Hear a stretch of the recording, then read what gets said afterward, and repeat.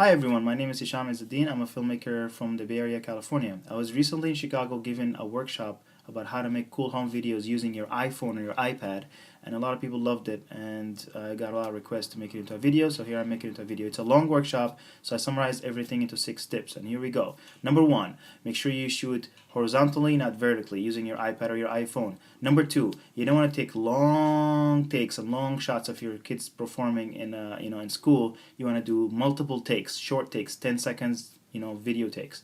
And I'll get more into detail. Number 3, make sure that you feed the homeless. No, I'm just kidding. Obviously, feeding the homeless is a good thing. You should do that. But if you do that, that's not going to make your video better. Number 3 is to make sure you don't shoot in auto mode, and I'll tell you how. Number 4, make sure it visually looks good, and I'll tell you exactly how to do that. Number 5, make sure you edit your video. Don't just shoot it and send it off. It's going to be boring for sure, I promise you. And number 6, the final thing, last but not least, make sure your video is telling a story. Don't just make a video, make sure it tells a story, because we love stories, and that's how it works. And let's get to it.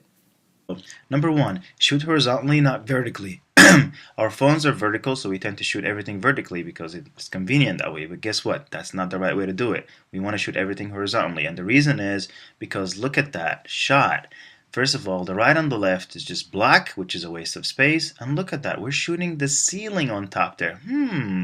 That's really enjoyable. I can see the ceiling. It looks really... No, I'm not interested in that. What you want to do is you want to shoot horizontally because guess what? Everything that we watch on is horizontal. Our television, laptops, theater, whatever it is that you're going to be watching this on, it's going to be horizontal, so you want to make sure that you shoot horizontally. Number 2, take multiple shots. You do not want to take one long, boring shot. You want to take multiple shots and make sure that they're short, 5 seconds, 10 seconds, and give us different kinds of shots. For example, give us a wide shot where we can know where we are, and then get in closer, and get even closer, and get very close and show us those details, and then later we can put it all together and it will give us a beautiful video. Number 3, do not shoot in auto. What happens is that when you buy a camera, it comes with a dial like this that says auto, and everybody just puts the camera in auto and they say, oh wow, the camera knows what it's doing. No, the camera is doing what it wants, it's not doing what you want, and you want to make sure that you put it in M for manual and you control the light that's going into the camera. For iPad and iPhone, the regular camera is actually auto. So what you want to do is you want to get this app. It's called Movie Pro. It's awesome. It lets you control the exposure. So for example, if I look at this shot right here, I'm shooting it with just my regular camera. So what it does now, I'm shooting the window, it's going to dim and it's going to make the window exposed properly, but the rest of the room is black. Maybe that's not what I want. So I want to be able to control the amount of light that's going in there. I want to be able to for the camera to be locked, the exposure to be locked.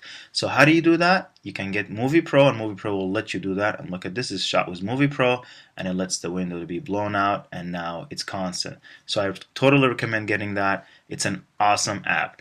Number 4, make your shots visually attractive. There's a lot of things you can do to make your shots visually attractive. Number 1, headroom. There's too much headroom right there on the right picture rather than the left. So make sure the area above the head is not too much like that. Rule of the thirds. If you divide the frames into thirds, wherever they intersect, that's where you want things to be. Look at this. It's on the third. It looks beautiful. Why? Well, we stole that from painting, and it looks good. That's why you should do it. Look at this. When you put people on the thirds, the picture looks more beautiful. Look at that. The horizon line is on the third. It looks beautiful.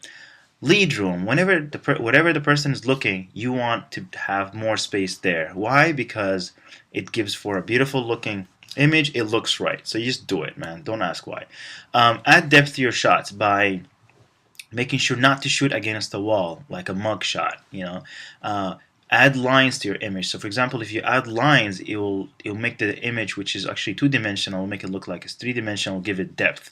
So add lines. Even if you're shooting against the wall, like the picture at the bottom here, there's lines, and these lines are actually giving depth to the image, and now we're watching that model because all the lines go towards your subject. So that's beautiful.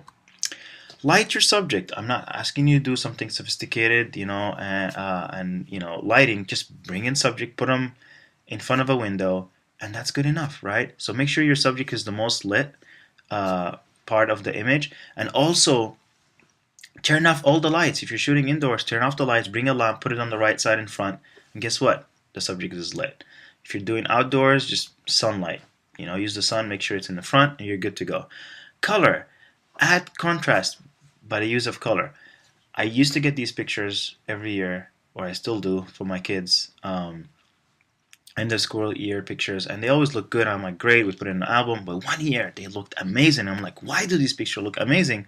And then I realized they look amazing because the skin color and the shirt they were wearing is actually opposite to the color of the background, and that make the picture looks beautiful. So make sure you use opposite colors. Actually, the whole universe is created that way. If you look, the forests are all green. Opposite to them is the magenta or the reds or purple, and all of that is opposite. So look at the color. This is called the color wheel. Look at the color wheel and make sure, if you want something to pop out, make it opposite. The sky is blue. The desert, or the desert is yellow. If you look at the ocean's blue, the sand is yellow. So I mean, it's just opposites. Opposites are great. Move the camera. Make sure that your camera is moving all the time. This is a shot that my younger son shot this, and he's moving the camera, right? He's doing a pan, bam. If you're following subject, maybe get in front of them or get behind them. Anyways, just keep moving the camera. Number 5, edit your footage. There's a lot of ways to do this. If you're a Mac person, I recommend, actually, you're in luck because Mac comes with iMovie for free and you can use that to edit. Or you can buy Final Cut Pro X for $299. It's a little expensive, but maybe if you want to do something professionally, you can do that. If you're a PC person, I recommend getting Sony Vegas. It is really good software. $80. You can get the cheaper version, which is the home edition version. But for iPad and iPhone, I recommend getting the iMovie app, which is $3.99, $3.99, and it does a lot of great things. So just buy that. And what you can do is you can film using Movie Pro, and your images will show up here, all your shots, and you can add photos or you can add music, if you have your own music, and also you can record your own narration right here.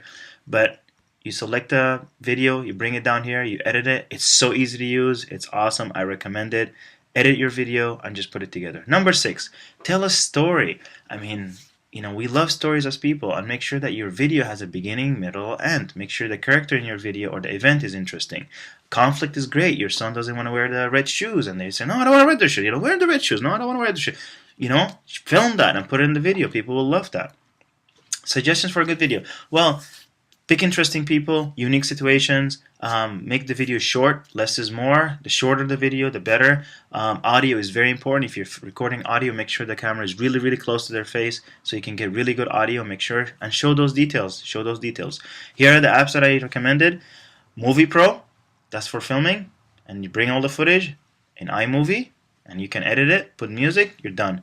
Or Slow Pro, if you want to do slow motion, I recommend that app. It's also $3.99. The latest iPhone already does that, so you don't even need that if you have, I think, the S. And if you want to get like this filmy kind of look, there's an app called 8mm or Super 8. You can get one of these, and they will give you that. And this is the end. I hope this was beneficial. If you have any questions, please just email me or just put in the comments, and I'll see if you have anything else you want me to cover. I can maybe cover the editing app in more detail or the Movie Pro, but either or, let me know, and I hope you enjoyed this, and I hope you learned something. Peace out.